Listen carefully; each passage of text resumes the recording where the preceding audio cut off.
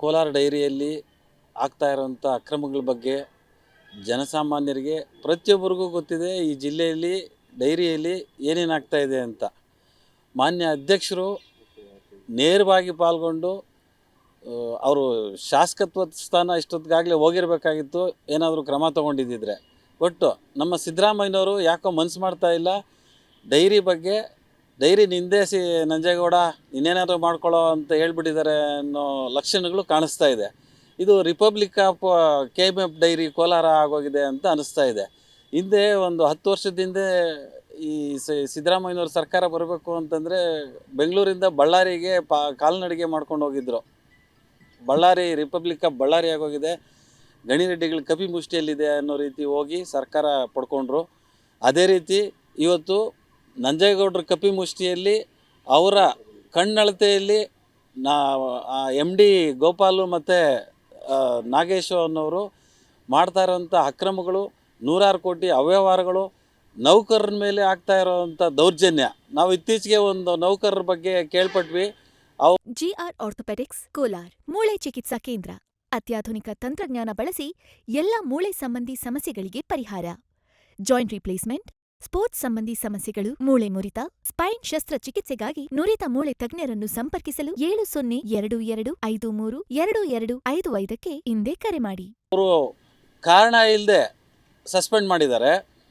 ಅದಾದ ಮೇಲೆ ಅವರು ಆ ಸಸ್ಪೆನ್ಷನ್ನ ಪ್ರಶ್ನೆ ಮಾಡಿ ಮೇಲ್ಮನವಿ ಪ್ರಾಧಿಕಾರಕ್ಕೆ ಹೋಗಿ ತಡೆ ಮಾಡ್ಕೊಂಡು ಬಂದಿದ್ದಾರೆ. ಆದರೂ ಅವರನ್ನು ಒಳಗಡೆ ಕೆಲಸ ಮಾಡೋಕ್ಕೆ ಬಿಡ್ತಾ ಇಲ್ಲ. ಅಂದರೆ ಇವರು ಕೋರ್ಟ್ಗಿಂತಲೂ ದೊಡ್ಡವರಾಗೋಗ್ಬಿಟ್ಟಿದ್ದಾರೆ. ಇವರೇ ಕೋರ್ಟು ಏನೋ ಗೊತ್ತಿಲ್ಲ. ನಂಜೇಗೌಡರು ಬಂದು ಜನಗಳಿಗೆ ಹೇಳಬೇಕು, ಇದು ನಂದೇ ಇಲ್ಲಿ ನಡೆಯೋದು, ನಂದೇ ಹೈಕಮಾಂಡು, ಈ ಡೈರಿ ನಂದೇ. ಅವರು ಸ್ವಂತಕ್ಕೆ ಮಾಡ್ಕೊಂಬಿಟ್ಟಿದ್ದಾರೆ ಅಂತ ಅನಿಸುತ್ತೆ. ಬೆಳಗ್ಗೆ ಎದ್ದು ಹೆಣ್ಮಕ್ಳು, ರೈತರು ಹಾಲನ್ನು ಕರೆದು ಆ ಹಾಲನ್ನು ತಂದು ಇವ್ರ ಕೈಲಿ ಕೊಟ್ಟು ಇವರು ಅದನ್ನು ಚಿನ್ನ ಮಾಡಿಕೊಂಡು ಕನ್ವರ್ಟ್ ಮಾಡಿಕೊಂಡು ಮಜಾ ಮಾಡ್ತಾಯಿದ್ದಾರೆ. ಸಾಕಷ್ಟು ಪ್ರಕರಣಗಳಿದೆ. ಎಲ್ಲ ಸಾರ್ವಜನಿಕ ಹೋರಾಟಗಾರರು ಕಂಪ್ಲೇಂಟ್ಗಳು ಕೊಟ್ಟಿದ್ದಾರೆ. ಮಾನ್ಯ ಬಂಗಾರಪೇಟೆ ಶಾಸಕರು ಸಹ ಸಾಕಷ್ಟು ಕಂಪ್ಲೇಂಟ್ಗಳು ಕೊಟ್ಟಿದ್ದಾರೆ. ಯಾವುದೇ ಕ್ರಮ ಇದುವರೆಗೂ ಆಗಿಲ್ಲ. ಪ್ರಾಮಾಣಿಕ ನೌಕರರಿಗೆ ಅಲ್ಲಿ ಬೆಲೆ ಇಲ್ಲ. ಅದಕ್ಕೆ ಸ್ಪಷ್ಟ ಉದಾಹರಣೆ ಇತ್ತೀಚೆಗೆ ನಡೆದಂಥ ಬೆಳವಣಿಗೆಗಳು. ತಾವೆಲ್ಲ ಗಮನಿಸಿರ್ತೀರಿ ಏನಾಗಿದೆ ಅಂತ ಹೇಳಿ. ಕೋಲಾರ ರೂರಲ್ ಪೊಲೀಸ್ ಸ್ಟೇಷನ್ನಲ್ಲಿ ಪ್ರಕರಣವೂ ಸಹ ದಾಖಲಾಗಿದೆ. ಮುಂದೆ ಏನಾಗುತ್ತೆ ಅಂತ ಗೊತ್ತಿಲ್ಲ. ಇದು ನಂಜೇಗೌಡರಿಗೆ ಹಾಗೂ ಶಾಸಕರಾದಂಥ ಮಾಲೂರು ಶಾಸಕರಾದಂಥ ಅವರಿಗೆ ಶೋಭೆ ತರುವಂಥದ್ದಲ್ಲ. ಒಂದು ಪ್ರಾಮಾಣಿಕ ಅಧಿಕಾರಿ ಮೇಲೆ ಒಂದು ಗುಬ್ಬಿ ಮೇಲೆ ಬ್ರಹ್ಮಾಸ್ತ್ರ ಬೀಸ್ತಾರೆ ಅಂತಂದರೆ ಇವರು ಯಾವ ಮಟ್ಟಕ್ಕೆ ಭ್ರಷ್ಟಾಚಾರ ಮಾಡ್ತಾ ಇರ್ಬೋದು. ಅಂದರೆ ಇವ್ರನ್ನ ಯಾರು ಕೇಳಬಾರ್ದಾ? ಹಾಗಾಗಿ ಅದು ಅಲ್ಲದೆ ಆ ಎಂಪ್ಲಾಯಿ ಇವ್ರ ಬಗ್ಗೆ ಏನೂ ಕೇಳಿಲ್ಲ, ಪ್ರಾಮಾಣಿಕತೆ ತೋರಿಸಿದ್ದಾರೆ. ಇವ್ರಿಗೆ ಯಾರಾದರೂ ಪ್ರಾಮಾಣಿಕತೆ ತೋರಿಸಿದ್ರೆ ಅವರನ್ನು ತಕ್ಷಣ ಸಸ್ಪೆಂಡ್ ಮಾಡ್ತಾರೆ. ಈಗ ಹಿಂದೆ ಎಲ್ಲನೂ ಮಾಡಿದ್ದಾರೆ. ಅವರು ಕೋರ್ಟ್ಗಳಿಗೆ ಹೋಗಿ ಇವ್ರು ಮಾಡಿರೋ ತಪ್ಪು ಅಂತೇಳಿ ಚೀಮಾರಿ ಹಾಕ್ಸ್ಕೊಂಡಿದ್ದಾರೆ. ಆದರೂ ಇವರಿಗೆ ಮಾನ ಮರ್ಯಾದೆ ಇಲ್ಲ. ಇವರು ಮೂರು ಬಿಟ್ಬಿಟ್ಟು ನಿಂತ್ಕೊಂಡು ಡೈರಿನ ಎಂಜಾಯ್ ಮಾಡ್ತಾಯಿದ್ದಾರೆ. ಇದು ಯಾವತ್ತೂ ಇದೆಲ್ಲ ಸರಿ ಹೋಗುತ್ತೆ ಅಂತೇಳಿ ನಾವೆಲ್ಲ ಕಾದು ನೋಡ್ತಾ ಇದ್ದೀವಿ.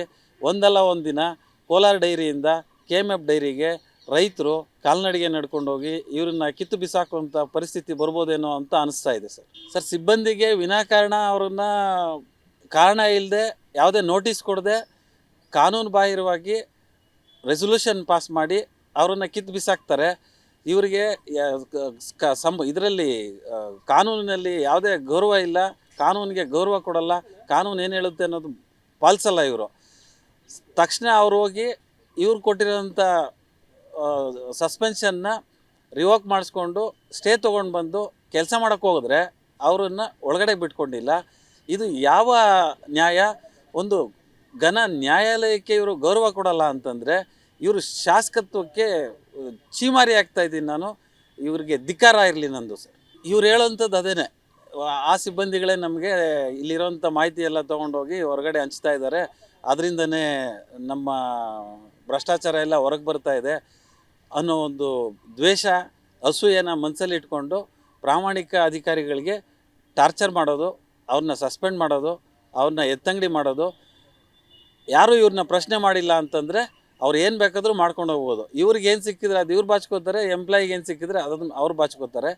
ಇದು ನಿಲ್ಲಬೇಕು, ನಿಲ್ಲುತ್ತೆ.